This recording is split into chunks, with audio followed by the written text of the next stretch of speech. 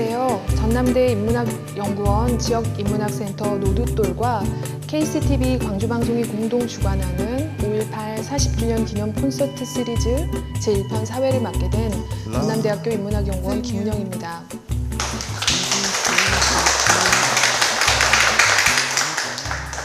5.18 역사와 기억에서 삶의 숨으로라는 주제로 진행하게 될 이 콘서트는요. 문학, 미술, 음악, 사진 네 영역으로 나누어서 각 분야의 전문가와 시민들을 모시고 다양한 이야기를 나누고 공동체에 대해 고민해보는 토크 문화 콘서트입니다. 오늘은 콘서트 시리즈 중 제1편 문학, 시 콘서트를 위해 특별히 젊은 시인 문혜연 선생님을 모시고 시인의 눈으로 읽는 5.18과 공동체의 기억에 대해 이야기를 나눠보겠습니다. 안녕하십니까 선생님. 안녕하세요. 서울에서 광주까지 먼 길 오셨는데요. 고생하셨습니다. 네. 본격적으로 말씀 나누시기 전에요. 뒤에 이제 영상이 있는데요. 잠시 영상을 보실까요?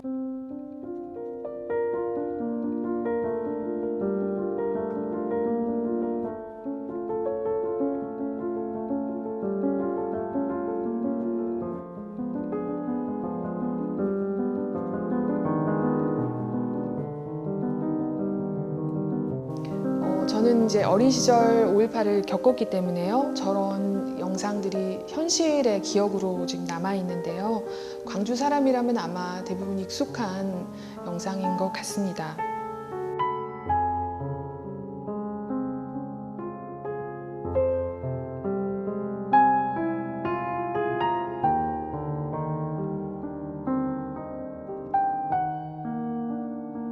지금 방금 제가 이제 기억에 대해 말씀을 드렸는데요. 그런데 이제 5.18을 직접 경험한 저희들한테는 이제 그 장면이 남아있고 또 이제 저희가 할 일은 그 기억을 모아서 이제 다음 세대에게 전달해주는 일인데요. 21세기에 태어난 이제 어린 친구들은 이제 5.18이라고 하면 심지어 이제 광주의 친구들도 제가 할머니한테 들은 뭐 일제강점기라든지 6.25 전쟁 이런 이야기처럼 받아들이더라고요. 그래서 이제 그 현실에 이제 그런 처절했던 장면을 굉장히 이제 엄중하게 기억해가지고 기록하고 이게 이제 우선적으로 돼야 되겠지만 또 어떤 이야기를 들려줄 수 있을까 생각을 해보면 5.18 하면 더불어 이제 회자되는 게 완벽한 공동체의 모습이거든요. 그래서 이제 다음 세대들한테 정확한 역사적 사실도 전해줘야 하겠지만 그 공동체의 이야기를 전해주는 것도 의미가 있을 것 같습니다. 자, 선생님 우선 선생님이 골라주신 시들 앞에 그 일종의 에피그라프처럼 바르트의 글이 있어요. 마찬가지로 맨 마지막에 에필로그처럼 또 바르트의 글이 있고요. 이거에 대해서 잠깐 소개를 해주실 수 있을까요? 네, 이 애도일기라는 책에서 이제 따온 부분들인데요. 롤랑 바르트가 어머니가 돌아가신 후에 그 슬픔을 기록한 책이 애도일기라는 제목으로 이제 묶여 있는데 꽤 오랜 기간 동안 어머니를 잃고 느꼈던 어떤 슬픔과 그 다음에 부재에서 오는 어떤 그 공허함 같은 것들을 기록을 했던 책인데 그걸 읽으면서 생각을 했던 게 우리는 어떤 상실이나 이별을 겪었을 때 위로의 말이기는 하지만 그러니까 스스로에게든 타인에게든 괜찮아, 이겨낼 수 있어 라는 말을 참 많이 해주잖아요. 근데 그런 말이 때로는 빨리 헤어나올 것을 좀 요구하는 것 같다는 생각이 들었어요. 근데 우리한테는 어쩌면 충분한 애도의 시간이 필요하지 않나? 오랫동안 슬픔에 젖어 있어야 할 수 있지 않나? 그래야 그 다음으로 넘어갈 수 있지 않을까라는 생각을 많이 하게 됐던 것 같습니다. 그래서 이번 주제가 이제 5.18도 그렇고 공동체의 기억 속에 담겨 있는 어떤 아픔에 대해 얘기를 할 것이다 보니까 자연스럽게 애도일기라는 책이 떠올랐고 우리가 이 글을 읽고 쓰는 행위 역시 하나의 애도의 형식이 아닐까라는 생각을 하게 돼서 앞뒤로 한번 이렇게 인상 깊었던 구절들을 가져와 봤습니다.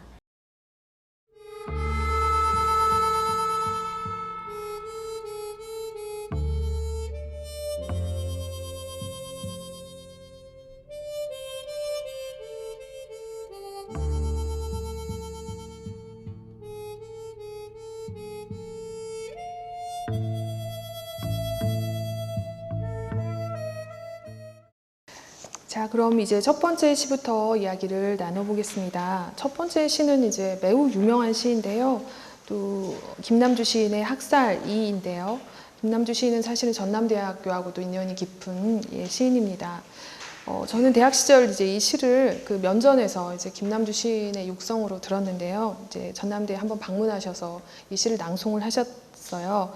그래서 이 시를 볼 때면 정말 약간 전율이랄까 소름 끼치는 그런 느낌이 있는데 그 목소리가 너무 엄중하고 너무 막 그 웅장한 그런 목소리여서 아직도 제 귀에 이제 쟁쟁하거든요.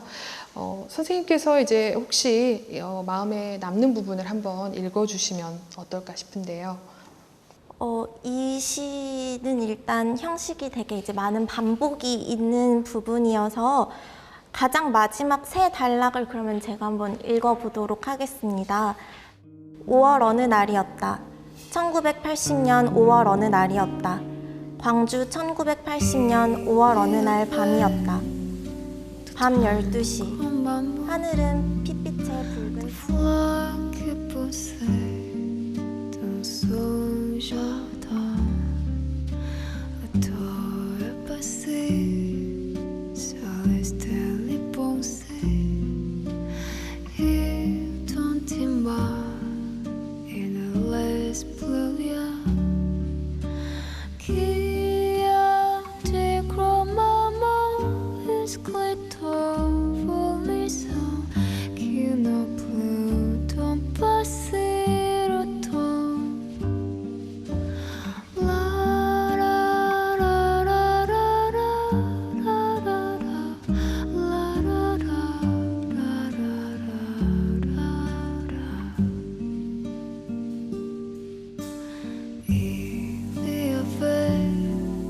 이 시는 어떤 기록과 증언으로서의 역할을 하고 있는 시라고 생각이 들었습니다. 그래서 이 반복되는 형식 속에서 어떤 잊지 않고자 함, 그리고 각인시키고자 한 그런 시인의 의지가 되게 돋보이는 시였고 아마 많은 분들도 이제 많이 접해보셨던 시일 거라는 생각이 들어요. 그래서 이 시를 이제 한번 같이 읽어보았으면 했던 작품이었는데요. 제목부터가 이제 학살이라는 그 점에서 시인의 의도와 어떤 시를 쓴 태도, 의지 같은 게 이제 느껴지지 않는 시였나 하는 생각을 해봤습니다. 네. 다음 시는 황지우 시인의 시인데요. 또 황지우 시인도 자꾸 지역을 이야기해서는 안 되겠지만 이 지역 출신의 시인이십니다. 일단 시의 모양이 굉장히 이제 독특한데요. 그 모양과 더불어서 이제 첫 행의 산에서 마지막 끝날 때까지 마지막 행에 붙은 그 산에 많은 수식어들이 이제 눈에 들어오는데요. 예. 이 시뿐만이 아니라 이번에 시를 이제 좀 고르면서 생각을 했던 건데 공간이라는 곳이 가져오는 힘이 있는 것 같아요. 그러니까 광주라는 공간도 그렇고 이 무등도 그렇고 뭐 다른 지역들 역시 그 지역마다 환기시키는 정서가 있는 거잖아요. 근데 여기 무등산이라는 이 산이 이제 형태적으로도 산의 모양을 띠고 있는 이 모습에서 산이 처음에는 어떤 민둥산 벌거숭이 산 같으면서 피해자의 모습을 보여요. 그러니까 폭력을 당한 대상으로서의 모습이 보이다가 그 다음에는 증인이라는 말도 나오기 때문에 목격으로의 산, 목격자로서의 모습도 보이게 되고요. 근데 뒤로 가다 보면 마지막에는 이제 넉넉하게 우리를 감싸주는 어머니라는 방향으로 시가 마무리되고 있어요. 그래서 이 무등이라는 공간이 우리에게는 어떻게 보면은 피해와 역사의 현장이면서 동시에 일상의 현재 공간이면서 앞으로도 남아있을 미래의 공간이기 때문에 이 시에서는 다소 미래지향적인 느낌을 읽을 수 있지 않을까? 앞선 학살이 그 순간의 어느 지점을 고정시키고자 하는 시였다면 이 시는 이제 그 다음을 준비하는 시라는 생각이 들었습니다.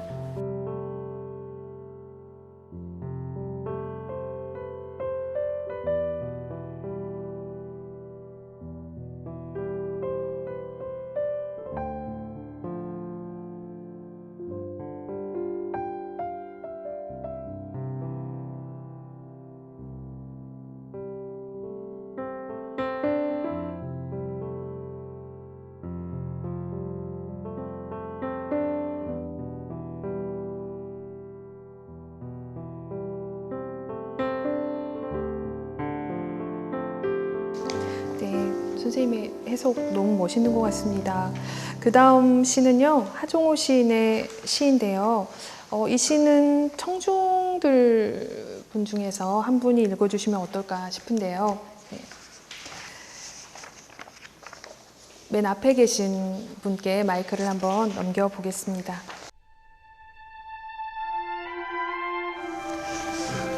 5월생에게 너는 햇빛을 가리지는 못해도 맑은 눈빛으로 네 생일을 밝힌 날 온다더라. 아직은 해를 쳐다볼 수 없더라도 밤바다도 고개를 떨구지 말라. 5월에 떠난 사람들이 돌아오지 않아도 소국새는 5월에 돌아와 울지 않니. 뜻도 없이 달빛 저무던 밤에 아빠의 온몸이 썩은 가마니에 쌓여 한 길에 버려져 있더라는 소문에도 아빠를 찾으려고 눈짓이 펴나가.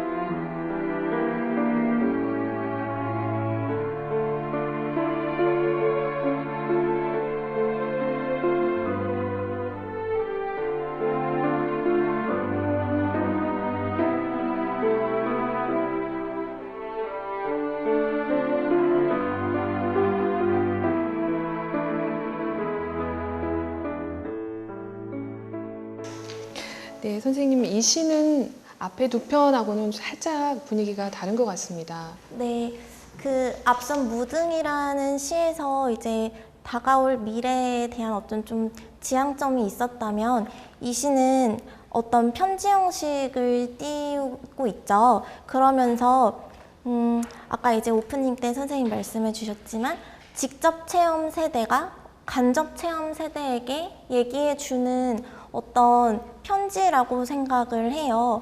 그러니까 간접 체험이라고 하는 게 실은 체험을 하지 않았음에도 불구하고 어떤 분위기 속에서 체득하게 되는 정서나 상실이나 죽음을 기반으로 해서 이제 태어난 세대잖아요. 그래서 그런 세대들에게 보내는 시인의 어떤 심심한 위로와 그 다음에 앞서 삶을 살아간 사람으로서 좀 희망을 주고 싶어 하는 얘기가 있었던 것 같아요. 그래서 마지막 부분에서 고운 음성으로 너의 생일을 말할 날이 온단다 라는 표현은 어떻게 읽어보면 지금은 말할 수 없다는 얘기가 되겠죠. 그래서 이 시간이 지나가고 도래하게 될 어떤 꿈꿨던 시대, 세대로서의 후세들에게 보내는 시인의 희망이자 이렇게 되기를 바란다는 어떤 간절함을 담고 쓴 시가 아니었나.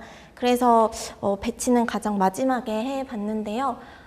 살아남아서 여기서 느껴지는 건 어떤 우리가 이룩한 이 세계나 사회를 살아가라라는 태도보다는 주어진 삶을 잘 끌어안고 바르게 살아갈 수 있기를 바라는 좀 아버지의 시선 같은 느낌도 담겨 있는 그런 시였다고 생각을 했습니다. 네. 다음은 신용목 시인의 시를 읽어보겠습니다. 이 시에서 이제 선생님께서 가장 눈에 들어왔던 부분이 어떤 부분일까 궁금하긴 한데요.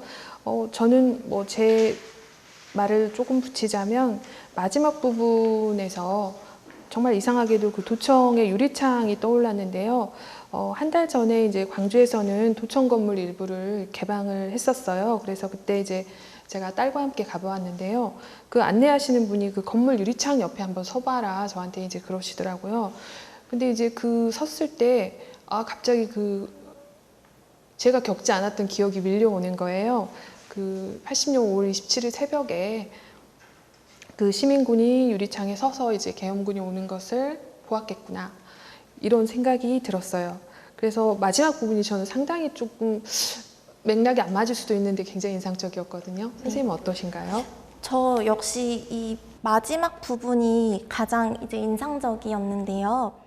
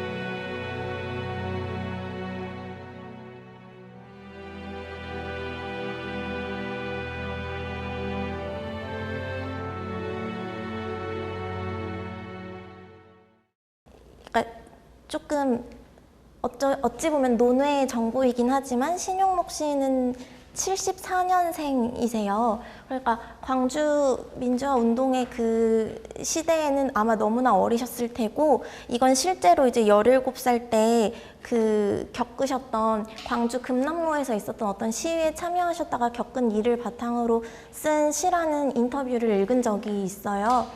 근데 그렇게 생각해 보면 이 작품에는 시위에 참여하게 된 배경, 이유나 시위의 목적이나 이런 건 다 소거된 채로 그 자리에 이 사람은 이제 있게 된 거죠. 그런데 그런 것들은 어떻게 보면 지나간 일의 하나였다고 생각해 볼 수 있었을 것 같아요, 이 화자가. 그런데 그 일이 이미 10여 년이 지난 후에도 다시 되풀이되고 있는 점에서 오는 어떤 충격 같은 게 있었을 것 같고요.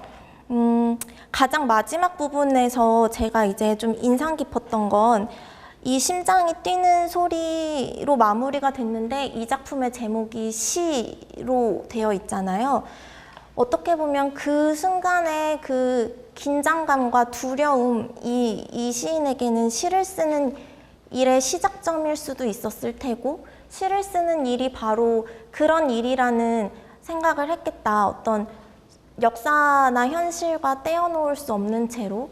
그래서 여기서 느껴지는 이 쿵쿵거리는 소리는 두려움의 소리이면서 동시에 살아있다는 것을 가장 이제 격렬하게 느꼈을 때가 될 것 같아요. 그래서 두렵지만 두려움을 느끼면서도 살아있음을 인식하고 쓰는 것. 그게 어떻게 보면 그 다음에 이제 간접체험 세대들이 써나가는 방식 중에 하나일 것 같아요. 그래서 여기 신용록 시인 같은 경우에는 완벽하게 간접체험이라고만은 말할 수 없는 체험을 담고 있지만 어떤 그 외면하지 않고 그 일을 다시 한번 불러내는 것에 대한 생각을 해보게 됐습니다. 네, 시인의 책무에 대해서 다시 한번 이제 생각을 해보게 만든 시였던 것 같습니다. 이제 5편은 어떻게 보면 5.18과 직접적으로든 간접적으로든 연관이 되어 있는 시였습니다. 근데 선생님께서 이제 사전에 말씀하시기를 다음에 이어질 시 5편은 이제 5.18 이후 대한민국 아니면은 전 세계에 일어났던 사건들에 대입해봐도 여전히 유효할 것 같은 그런 시들이라고 하셨습니다. 저는 이제 무엇보다 그 5편의 시들이 굉장히 허무주의라든지 그냥 슬픔에서 끝나는 것이 아니라 어떤 의지가 담긴 시들이어서 더 좋았거든요. 5편, 후반부 5편에 대해 간략하게 선생님 고르신 이유를 설명을 해주실까요? 후반부 5편 같은 경우에는 공동체의 역할이나 어떤 그 사회의 역할이나 그런 거에 대한 고민이 담겨 있거나 그 속에서 시인이 글을 읽고 쓰는 사람으로서 할 수 있는 일이 무엇인지에 대해서 고민을 하는 그런 태도가 담겨 있는 시들을 골라봤는데요. 네, 앞서 말씀드렸듯이 바르트의 애도일기를 떠올렸던 것처럼 이런 시들이 쓰이고 우리가 이런 시를 읽게 되는 건 역시 어떤 애도이자 다음으로 나아가고자 하는 방향을 보여주는 것 같아서 그런 식으로 쓰여진 시들을 한번 이제 골라보게 됐습니다. 네. 우선 김한 시인의 겹이라는 시인데요.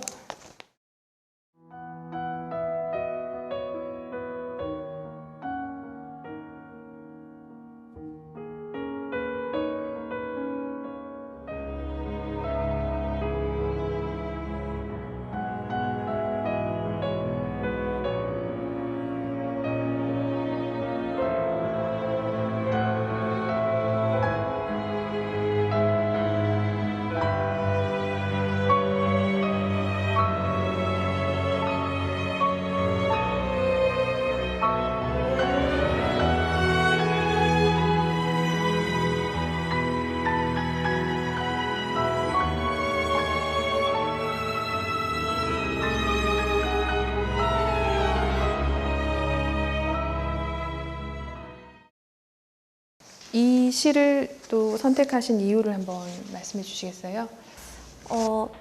여기서는 중간에 이제 살기 위해 악마가 되어가는 우리라는 겹의 구조, 용서와 망각을 강요하는 국가라는 장소, 이런 표현이 눈길을 좀 끌었던 작품이었어요. 그래서 이런 용서와 망각을 강요하고 있는 국가나 사회 같은 것들 속에서 무기력하게 그런 일을 재생산해왔던 시인의 어떤 좀 반성적인 태도가 눈에 띄었고요.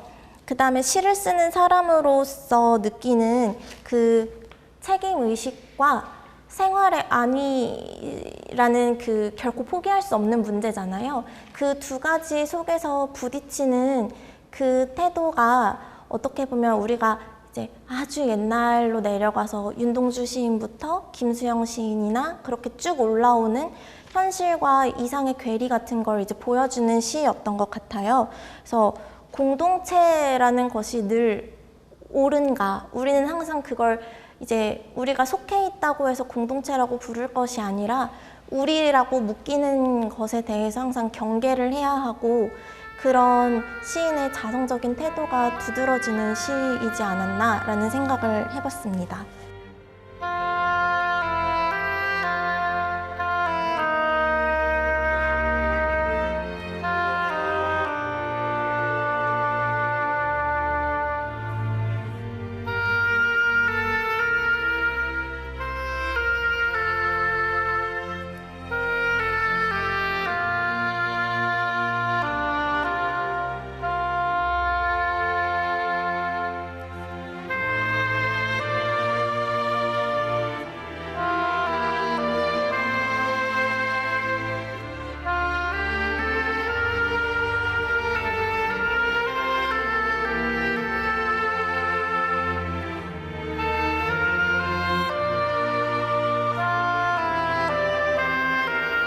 저는 이 시가 이제 아이에게라는 제목에서도 그렇지만 어떤 아이를 바라보고 있는 화자가 그려졌고, 그 아이가 이제 꼭 아픈 아이처럼 느껴졌어요. 그래서 이제는 기도하지 않는다라는 표현에서 이제 어떤 화자의 태도 변화로부터 시가 시작된다고 생각을 했는데, 고통을 받는 사람과 그걸 지켜봐야 하는 사람의 태도에 대해서 얘기하는 작품이라는 생각을 했어요.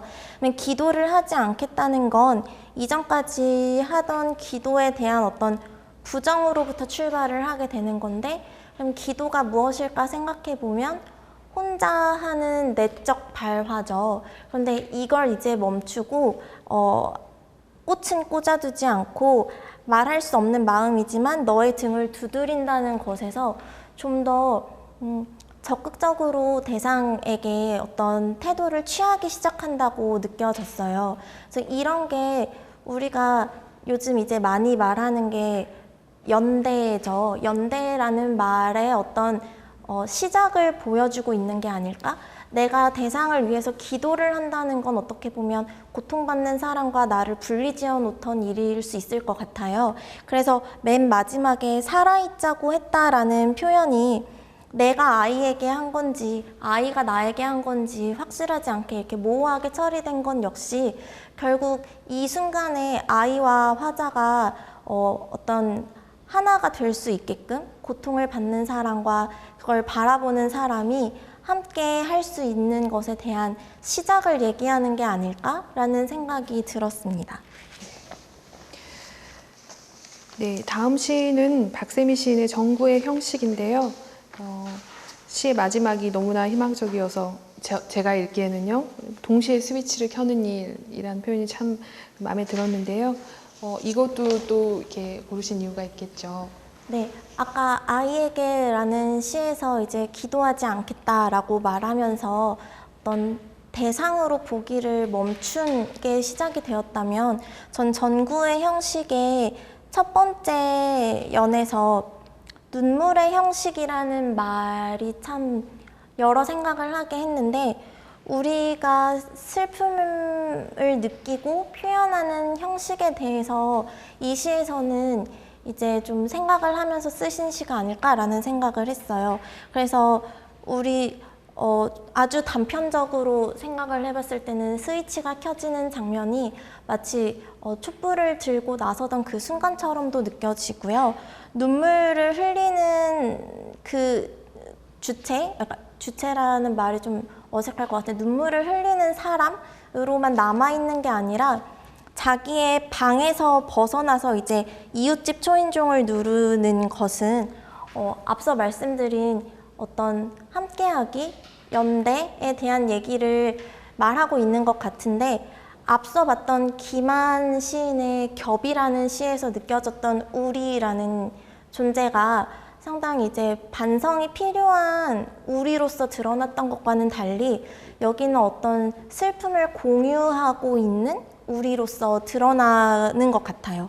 그래서 우리의 호흡이 불규칙해지고 이웃들에게 초대장을 건네고 마지막에 동시에 스위치를 켜는 이 일들이 앞으로 우리가 어떤 공동체가 해나가야 할 일에 대해서 시인이 생각했던 시가 아닐까? 그래서 저 역시 되게 희망적인 시로 읽었습니다.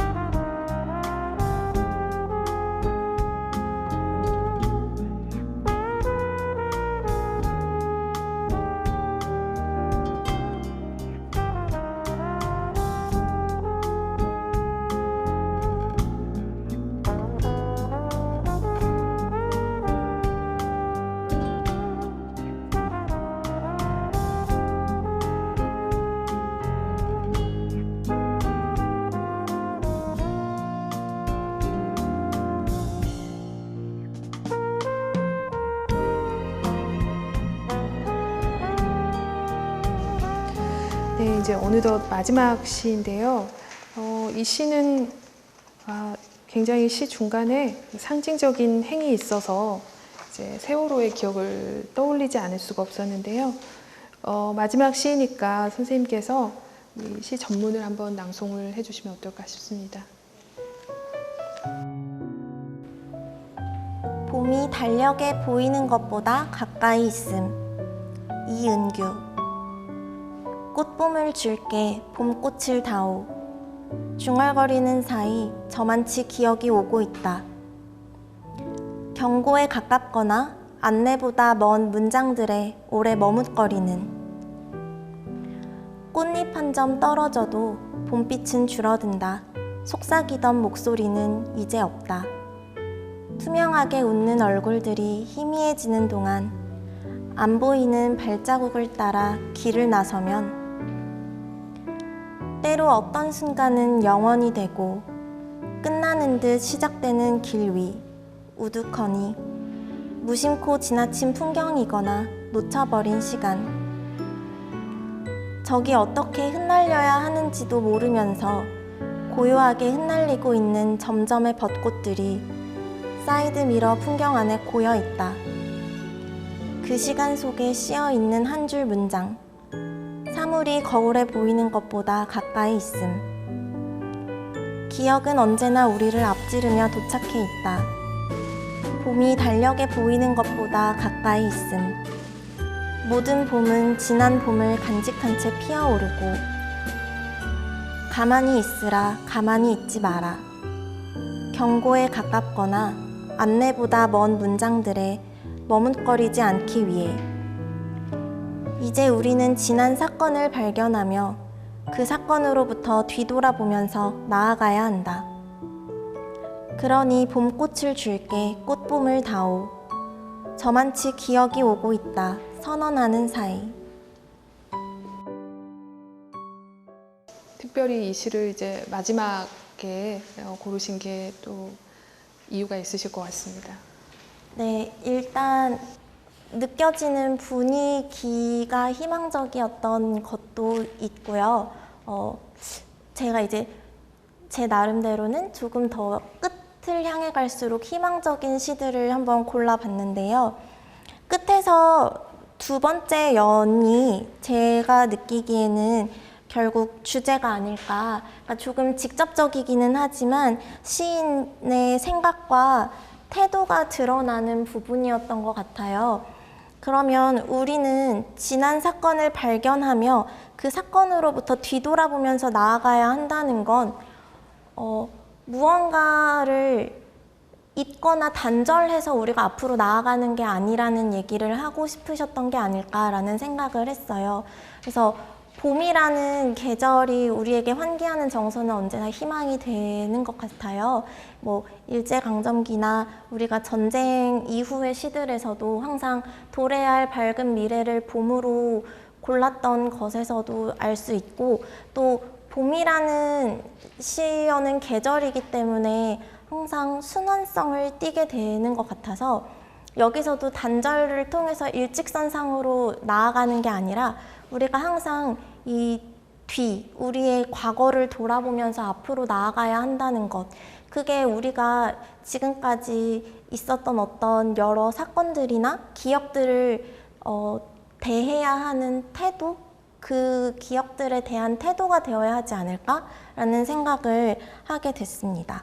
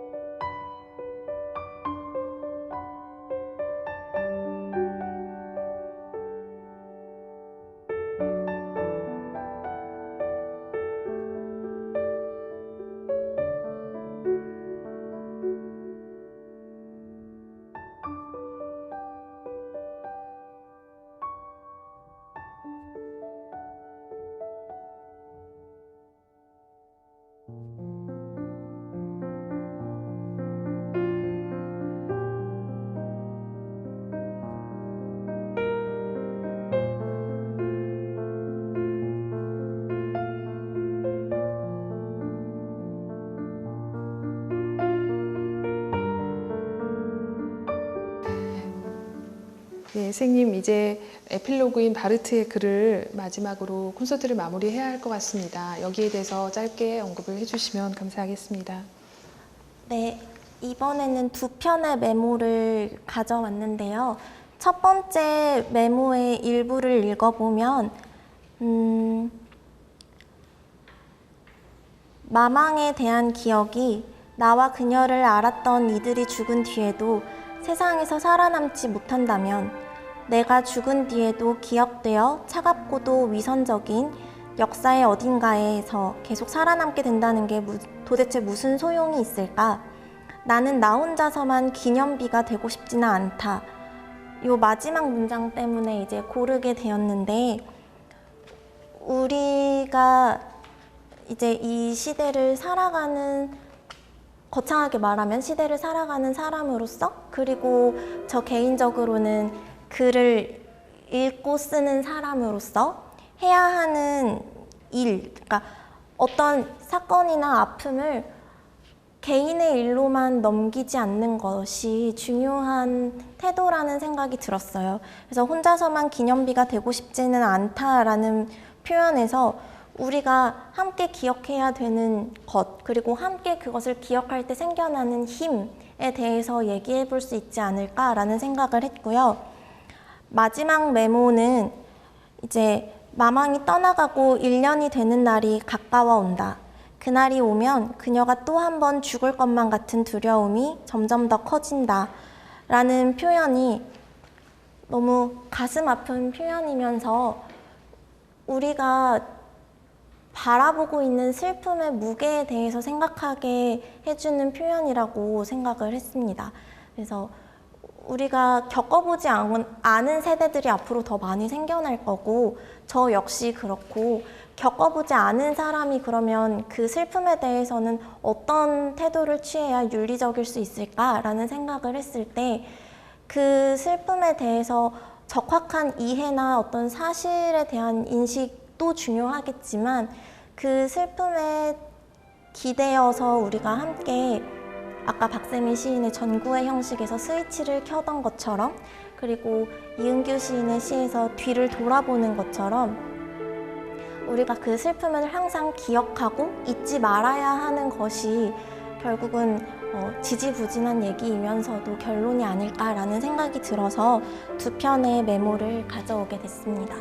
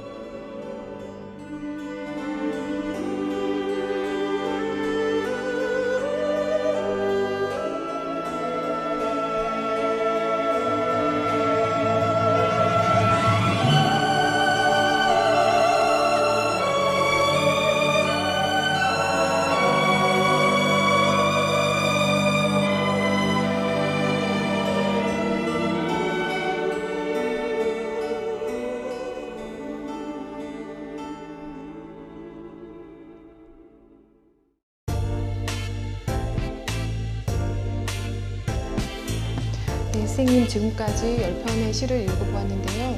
혹시 광주는 오늘 처음 오신 건가요? 네, 처음이었어요. 여기 광주에 오셔서 이렇게 시민분들과 함께 시를 읽어보신 소감이 어떠신지 궁금하네요. 일단 상당히 제가 횡설수설한 것 같긴 한데 제 나름대로 시를 읽어가는 그 방법과 해석을 일단 공유할 수 있어서 제 개인적으로 뜻깊었고요.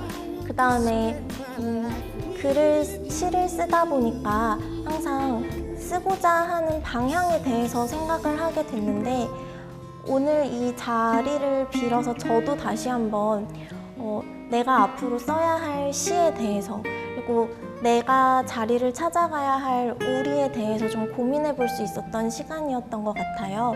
그래서 공동체나 우리라는 말을 이제껏 스스로 너무 가볍게만 해오진 않았나? 라는 생각을 선배 시인분들의 시를 읽으면서 반성적으로도 하게 되었고 거기에서 이제 느껴지는 시인분들의 시에 대한 태도와 삶에 대한 태도를 저도 많이 배울 수 있어서 뜻깊은 자리였습니다. 네, 저 또한 최근에 한 1년 정도 시집을 읽지 않았는데요. 여전히 누군가는 공동체나 뭐 기억, 현실 이런 것들에 대해 고민하면서 시를 쓰고 있고 또 그 시를 또 읽으면서 위로를 받는구나 생각하니까 참 뜻깊은 자리였던 것 같습니다. 이것으로 5.18 역사와 기억에서 삶을 숨으로 전남대학교 인문학연구원 지역인문학센터 노드돌과 KCTV 광주방송이 공동 주관하는 5.18 40주년 기념 콘서트 시리즈 제1편을 마치겠습니다. 감사합니다.